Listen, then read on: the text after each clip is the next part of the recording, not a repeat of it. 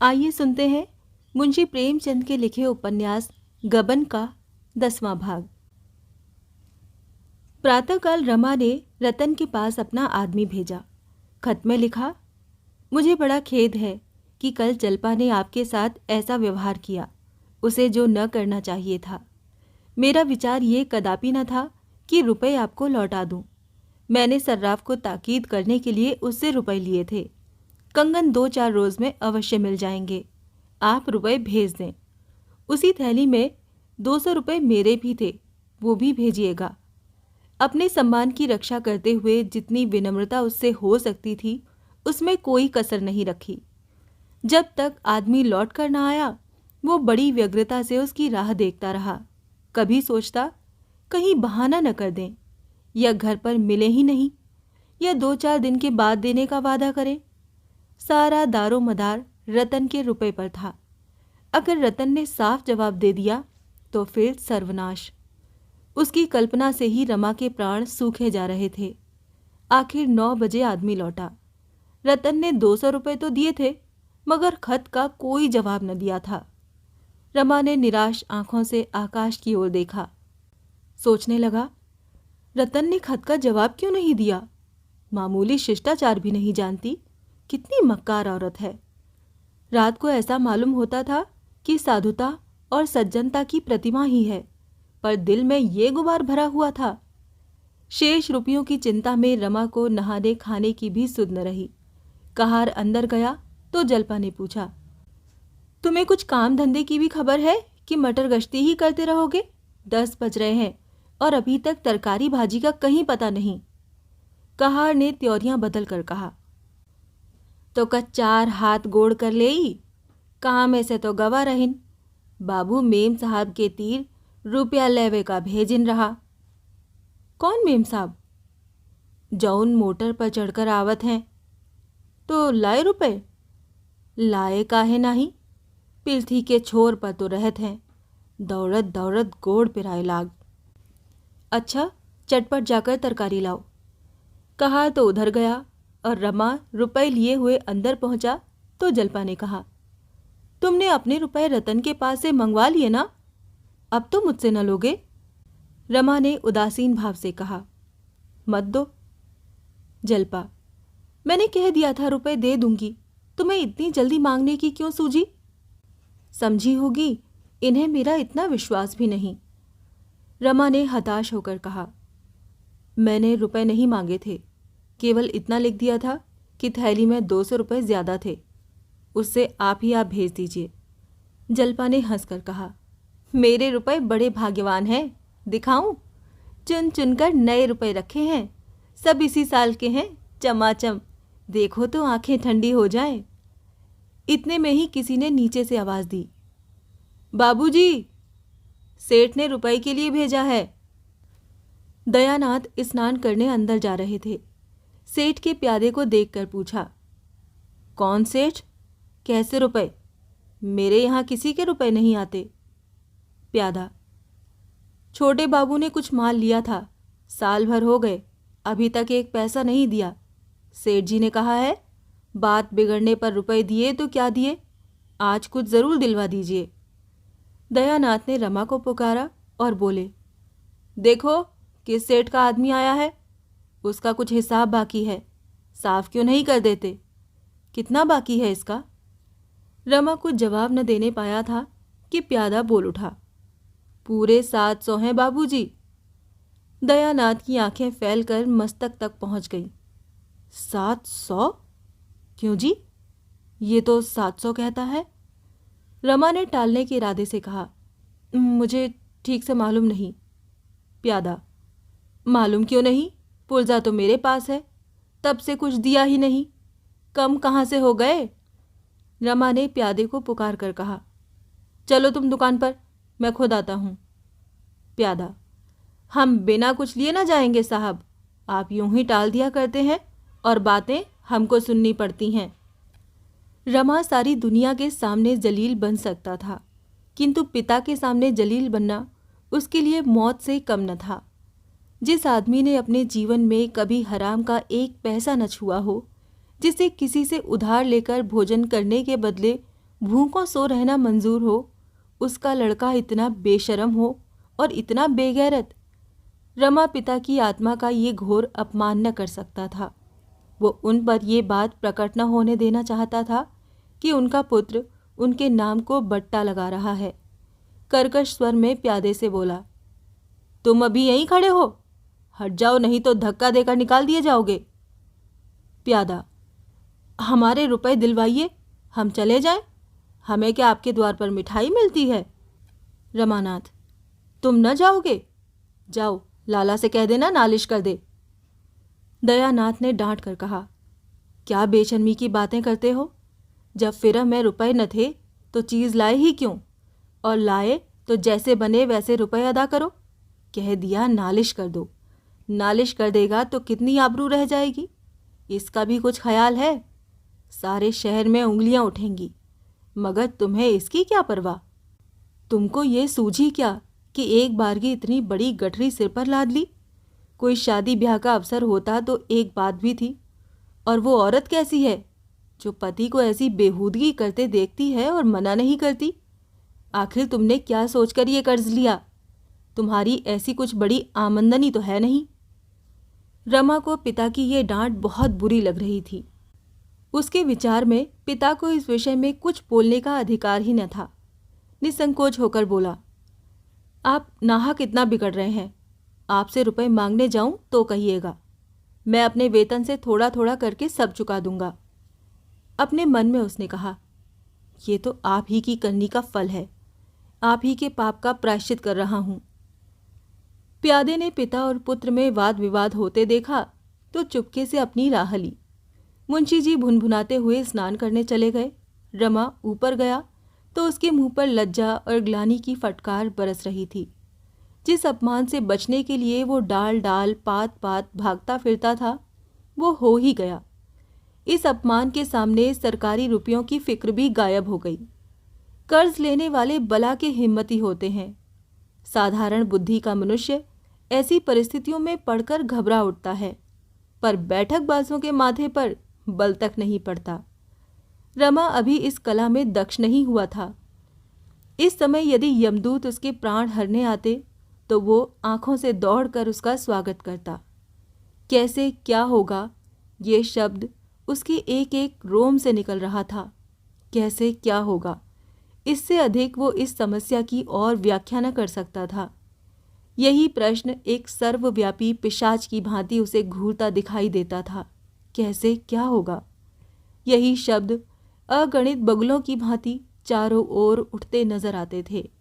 वो इस पर विचार न कर सकता था, केवल उसकी ओर से आंखें बंद कर सकता था। उसका चित्त इतना खिन्न हुआ कि आंखें सजल हो गईं। जल्पा ने पूछा, तुमने तो कहा था इसके अब थोड़े ही रुपए बाकी हैं। रमा ने सिर झुकाकर कहा, ये दुष्ट झूठ बोल रहा था, मैंने कुछ रुपए दिए हैं। जल्पा, दिए होते तो कोई रुपयों का तकाजा क्यों करता? जब तुम्हारी आमदनी इतनी कम थी तो गहने लिए ही क्यों? मैंने तो कभी जिद न की थी, और मान लो मैं 2-4 बार कहती भी, तुम्हें समझ बूझकर काम करना चाहिए था। अपने साथ मुझे भी 4 बातें सुनवा दी। आदमी सारी दुनिया से पर्दा रखता है, लेकिन अपनी स्त्री से पर्दा नहीं रखता। तुम मुझसे भी पर्दा रखते हो। अगर मैं जानती तुम्हारी आमदनी इतनी थोड़ी है तो मुझे क्या ऐसा शौक चल रहा था कि मोहल्ले भर की स्त्रियों को तांगे पर बैठा बैठा कर सैर कराने ले जाती। अधिक से अधिक यही तो होता कि कभी कभी चित्त दुखी हो जाता, पर ये तकाजे तो न सहने पड़ते। कहीं नालिश कर दे तो 700 के 1000 हो जाएं। मैं क्या जानती थी कि तुम मुझसे ये छल कर रहे हो? कोई वैश्या तो थी नहीं कि तुम्हें नोच खसोट कर अपना घर भरना मेरा काम होता। मैं तो भले बुरे दोनों की ही साथिन हूँ। भले में तुम चाहे मेरी बात मत पूछो, बुरे में मैं तुम्हारे गले पड़ूंगी ही। रमा ने कोई जवाब न दिया और घर से निकलना ही चाहता था कि जल्पा झपट कर नीचे आई और उसे पुकार कर बोली, मेरे पास जो 200 रुपए हैं उन्हें क्यों नहीं सर्राफ को दे देते? रमा ने चलते वक्त जानबूझकर जल्पा से रुपए न मांगे थे। वो जानता था जल्पा मांगते ही दे देगी, लेकिन इतनी बातें सुनने के बाद अब रुपए के लिए उसके सामने हाथ फैलाते उसे संकोच ही नहीं, भय होता था। कहीं वो फिर से उपदेश देने न बैठ जाए।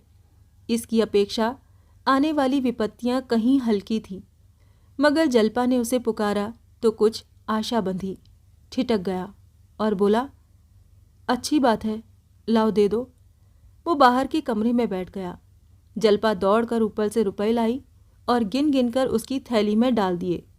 उसने समझा था रमा रुपए पाकर फूला न समाएगा, पर उसकी आशा पूरी न हुई। अभी 300 रुपए की फिक्र करनी थी, वो कहाँ से आएंगे? भूखा आदमी इच्छापूर्ण भोजन चाहता है, 2-4 फुलकों से उसकी तुष्टि नहीं होती। सड़क पर आकर रमा ने एक तांगा लिया और उसे जॉर्ज टाउन चलने को कहा। शायद रतन से भेंट हो जाए। वो चाहे तो 300 रुपए का बड़ी आसानी से प्रबंध कर सकती है।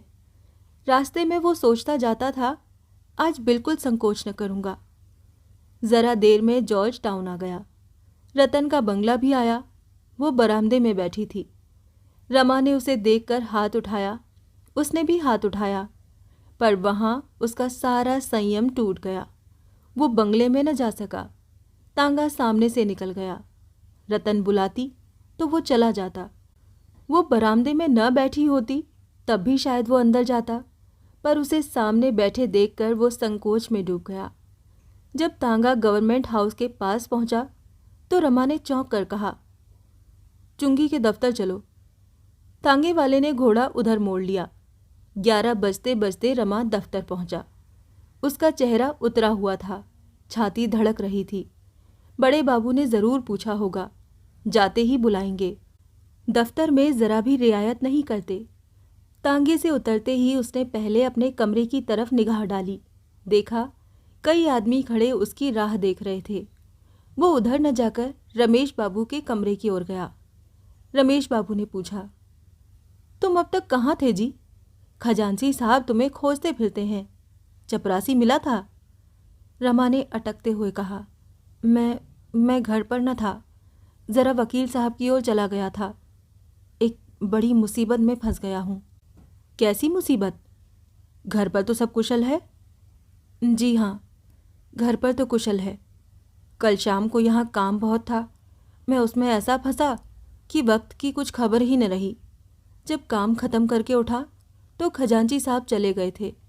मेरे पास आमदनी के 800 रुपये थे। सोचने लगा, इसे कहाँ रखूँ?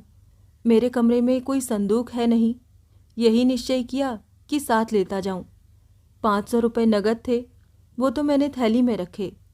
300 रुपये के नोट जेब में रख लिए और घर चला।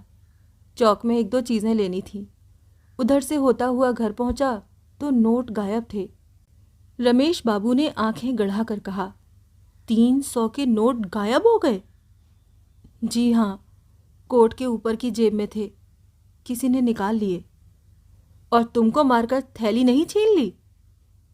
क्या बताऊं बाबूजी, तब से चित्त की जो दशा हो रही है वो बयान नहीं कर सकता। तब से अब तक इसी फिक्र में दौड़ रहा हूँ, कोई बंदोबस्त न हो सका। अपने पिता से तो कहा ही ना होगा? उनका स्वभाव तो आप जानते हैं, रुपए तो न देते, उल्टी डांट सुनाते। तो फिर क्या फिक्र करोगे अब? आज शाम तक कोई न कोई फिक्र करूंगा ही। रमेश ने कठोर भाव धारण करके कहा, तो फिर करो ना। इतनी लापरवाही तुमसे हुई कैसे, ये मेरी समझ में नहीं आता। मेरी जेब से तो आज तक 1 पैसा न गिरा। आंखें बंद करके रास्ता चलते हो या नशे में थे? मुझे तुम्हारी बात पर विश्वास नहीं आता। सच सच बतला दो, कहीं अनाप शनाप तो नहीं खर्च कर डाले? उस दिन तुमने मुझसे रुपए क्यों मांगे थे? रमा का चेहरा पीला पड़ गया। कहीं कलई तो न खुल जाएगी। बात बनाकर बोला, क्या सरकारी रुपया खर्च कर डालूंगा? उस दिन तो आपसे रुपए इसलिए मांगे थे कि बाबूजी को एक ज़रूरत आ पड़ी थी। घर में रुपए न थे। आपका खत मैंने उन्हें सुना दिया। बहुत हंसे, दूसरा इंतजाम कर लिया। इन नोटों के गायब होने का तो मुझे खुद ही आश्चर्य है। रमेश, तुम्हें अपने पिता से मांगते संकोच होता हो तो मैं खत लिखकर मंगवा लूं? रमा ने कानों पर हाथ रखकर कहा, नहीं बाबूजी, ईश्वर के लिए ऐसा न कीजिएगा। ऐसी ही इच्छा हो तो मुझे गोली मार दीजिए। रमेश ने एक क्षण तक कुछ सोचकर कहा, तुम्हें विश्वास है शाम तक रुपए मिल जाएंगे? रमानाथ, हाँ, आशा तो है। तो इस थैली के रुपए जमा कर दो। मगर देखो भाई, मैं साफ साफ कहे देता हूँ, अगर कल 10 बजे रुपए न लाए तो मेरा दोष नहीं। कायदा तो यही कहता है कि मैं इसी वक्त तुम्हें पुलिस के हवाले करूं, मगर तुम अभी लड़के हो, इसीलिए क्षमा करता हूं। वरना तुम्हें मालूम है, मैं सरकारी काम में किसी प्रकार की मुरव्वत नहीं करता। अगर तुम्हारी जगह मेरा भाई या बेटा होता तो मैं उसके साथ भी यही सलूक करता, बल्कि शायद इससे सख्त। तुम्हारे साथ तो फिर भी बड़ी नरमी कर रहा हूं। मेरे पास रुपए होते तो तुम्हें दे देता, लेकिन मेरी हालत तुम जानते हो। हाँ, किसी का कर्ज नहीं रखता, न किसी को कर्ज देता हूँ, न किसी से लेता हूँ। कल रुपए न आए तो बहुत बुरा होगा। मेरी दोस्ती भी तुम्हें पुलिस के पंजे से न बचा सकेगी। मेरी दोस्ती ने आज अपना हक अदा कर दिया, वरना इस वक्त तुम्हारे हाथों में हथकड़ियाँ होती। हथकड़ियाँ, ये शब्द तीर की भांति रमा की छाती में लगा। वो सिर से पांव तक कांप उठा। उस विपत्ति की कल्पना करके उसकी आंखें डबडबा आईं। वो धीरे धीरे सिर झुकाए सजा पाए हुए कैदी की भांति जाकर अपनी कुर्सी पर बैठ गया। पर यह भयंकर शब्द बीच बीच में उसके हृदय में गूंज जाता था। आकाश पर काली घटाएं छाई थीं। सूर्य का कहीं पता न था। क्या वो भी उस घटा रूपी कारागार में बंद है, या उसके हाथों में भी हथकड़ियां हैं? रमा शाम को दफ्तर से चलने लगा तो रमेश बाबू दौड़े हुए आए और कल रुपए लाने की ताकीद की। रमा मन में झुंझला उठा, आप बड़े ईमानदार की दुम बने हैं, ढोंगिया कहीं का। अगर अपनी ज़रूरत आ पड़े तो दूसरों के तलवे सहलाते फिरेंगे, पर मेरा काम है तो आप आदर्शवादी बन बैठे। ये सब दिखाने के दांत हैं। मरते समय इसके प्राण भी जल्दी नहीं निकलेंगे। कुछ दूर चलकर उसने सोचा, एक बार फिर रतन के पास चलूं, और ऐसा कोई न था जिससे रुपए मिलने की आशा होती। वो जब उसके बंगले पर पहुंचा तो वो अपने बगीचे में गोल चबूतरे पर बैठी हुई थी। उसके पास ही एक गुजराती जौहरी बैठा संदूक से सुंदर आभूषण निकाल निकाल कर दिखा रहा था। रमा को देखकर वो बहुत खुश हुई। आइए बाबू साहब, देखिए सेठ जी कैसी अच्छी अच्छी चीज़ें लाए हैं। देखिए हार कितना सुंदर है, इसके दाम 1200 रुपये बताते हैं। रमा ने हार को हाथ में लेकर देखा और कहा, हाँ, चीज़ तो अच्छी मालूम होती है। रतन, दाम बहुत कहते हैं। जौहरी, बाई जी, ऐसा हार अगर कोई 2000 में ला दे तो जो जुर्माना कहिए दूं, 1200 मेरी लागत बैठ गई है। रमा ने मुस्कुराकर कहा, ऐसा न कहिए सेठ जी, जुर्माना देना पड़ जाएगा। जौहरी, बाबू साहब, हार तो 100 रुपये में भी आ जाएगा, और बिल्कुल ऐसा ही, बल्कि चमक दमक में इससे भी बढ़कर। मगर परखना चाहिए। मैंने खुद ही आपसे तोल मोल की बात नहीं की। मोल तोल अनाड़ियों से किया जाता है, आपसे क्या मोल तोल। हम लोग निरे रोजगारी नहीं हैं बाबू साहब, आदमी का मिजाज देखते हैं। श्रीमती जी ने क्या अमीराना मिजाज दिखाया है, वाह। रतन ने हार को लुब्ध नजरों से देखकर कहा, कुछ तो कम कीजिए सेठ जी, आपने तो जैसे कसम खा ली है। जौहरी, कमी का नाम न लीजिए हुजूर, ये चीज़ आपकी भेंट है। रतन, अच्छा, अब एक बात बतला दीजिए, कम से कम इसका क्या लेंगे? जौहरी ने कुछ क्षुब्ध होकर कहा, 1200 रुपये और 12 कौड़ियाँ होंगी हुजूर। आपसे कसम खाकर कहता हूँ, इसी शहर में 1500 का बेचूंगा और आपसे कह जाऊंगा किसने लिया। ये कहते हुए जौहरी ने हार को रखने का केस निकाला। रतन को विश्वास हो गया ये कुछ कम न करेगा। बालकों की भांति अधीर होकर बोली, आप तो ऐसा समेटे लेते हैं कि हार को नजर लग जाएगी। जौहरी, क्या करूं हुजूर, जब ऐसे दरबार में चीज की कदर नहीं होती तो दुख होता ही है। रतन ने कमरे में जाकर रमा को बुलाया और बोली, आप समझते हैं ये कुछ और उतरेगा? रमानाथ, मेरी समझ में तो चीज 1000 से ज्यादा की नहीं है। रतन, होगा, मेरे पास तो 600 रुपये हैं।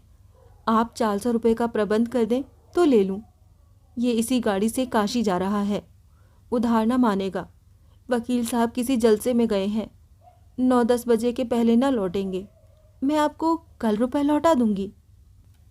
रमा ने बड़े संकोच के साथ कहा, विश्वास मानिए, मैं बिल्कुल खाली हाथ हूँ। मैं तो आपसे रुपए मांगने आया था। मुझे बड़ी सख्त ज़रूरत है। वो रुपए मुझे दे दीजिए, मैं आपके लिए कोई अच्छा सा हार यहीं से ला दूंगा। मुझे विश्वास है ऐसा हार 700-800 में मिल जाएगा। रतन, चलिए, मैं आपकी बातों में नहीं आती। 6 महीने में एक कंगन तो बनवा न सके, अब हार क्या लाएंगे? मैं यहाँ कई दुकानें देख चुकी हूँ, ऐसी चीज़ शायद ही कहीं निकले, और निकले भी तो इसके ढियोड़े दाम देने पड़ेंगे। रमानाथ, तो इसे कल क्यों ना बुलाइए? इसे सौदा बेचने की गरज होगी तो आप ठहरेगा। रतन, अच्छा कहिए, देखिए क्या कहता है। दोनों कमरे के बाहर निकले। रमा ने जौहरी से कहा, तुम कल 8 बजे क्यों नहीं आते? जौहरी, नहीं हुजूर, कल काशी में 2-4 बड़े रईसों से मिलना है। आज के न जाने से बड़ी हानि हो जाएगी। रतन, मेरे पास इस वक्त 600 रुपये हैं, आप हार दे जाइए, बाकी के रुपए काशी से लौट कर ले जाइएगा। जौहरी, रुपए का तो कोई हर्ज न था, महीने 2 महीने में ले लेता, लेकिन हम परदेसी लोगों का क्या ठिकाना, आज यहाँ है कल वहाँ है, कौन जाने यहाँ फिर कब आना हो। आप इस वक्त 1000 दे दें, 200 फिर दे दीजिएगा। रमानाथ, तो सौदा न होगा। जौहरी, इसका अख्तियार आपको है, मगर इतना कहे देता हूँ कि ऐसा माल फिर ना पाइएगा। रमानाथ, रुपए होंगे तो माल बहुत मिल जाएगा। जौहरी, कभी कभी दाम रहने पर भी अच्छा माल नहीं मिलता। ये कहकर जौहरी ने फिर हार को केस में रखा और इस तरह संदूक समेटने लगा मानो वो अब एक क्षण भी न रुकेगा। रतन का रोया रोया कान बना हुआ था, मानो कोई कैदी अपनी किस्मत का फैसला सुनने को खड़ा हो।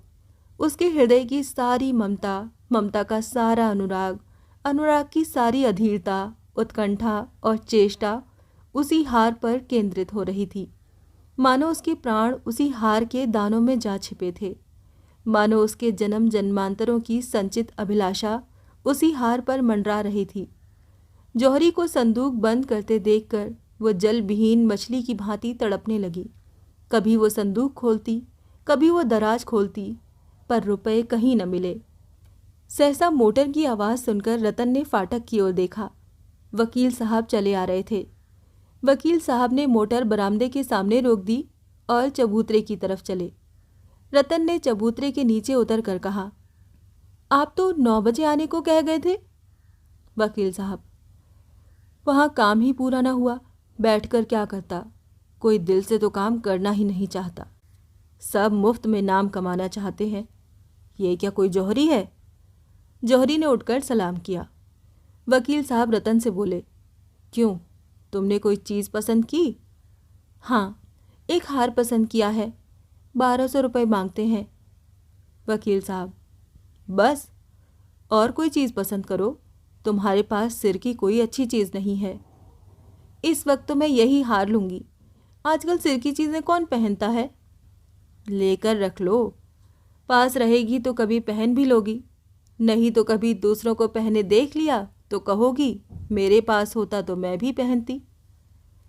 वकील साहब को रतन से पति का सा प्रेम नहीं, पिता का सा स्नेह था।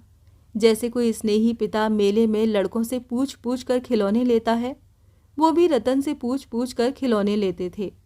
उसके कहने भर की देर थी। उनके पास उसे प्रसन्न करने के लिए धन के सिवाय और चीज़ ही क्या थी। उन्हें अपने जीवन में एक आधार की ज़रूरत थी, सदेह आधार की, जिसके सहारे वो इस जीर्ण दशा में भी जीवन संग्राम में खड़े रह सकें। जैसे किसी उपासक को प्रतिमा की ज़रूरत होती है, बिना प्रतिमा के वो किस पर फल चढ़ाए, किसे गंगा जल से नहलाए, किसे स्वादिष्ट चीज़ों का भोग लगाए। इसी भांति वकील साहब को भी पत्नी की ज़रूरत थी। रतन उनके लिए सदेह कल्पना मात्र थी, जिससे उनकी आत्मिक पिपासा शांत होती थी। कदाचित रतन के बिना उनका जीवन उतना ही सूना होता जितना आंखों के बिना मुख।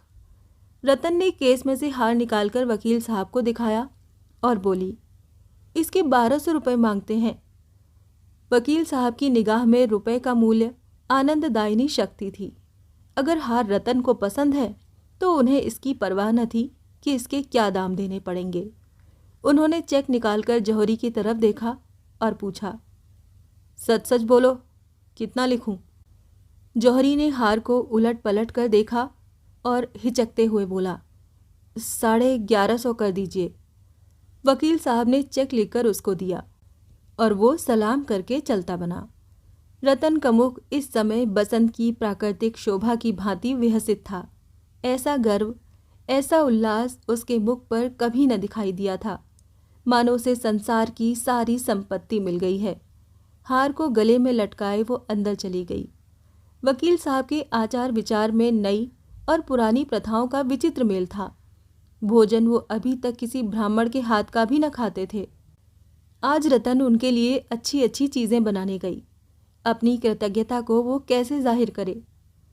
रमा कुछ देर तक तो बैठा वकील साहब का यूरोप गौरव गान सुनता रहा और अंत में निराश होकर चल दिया। इससे आगे की कहानी जानने के लिए सुनिए गबन का अगला भाग।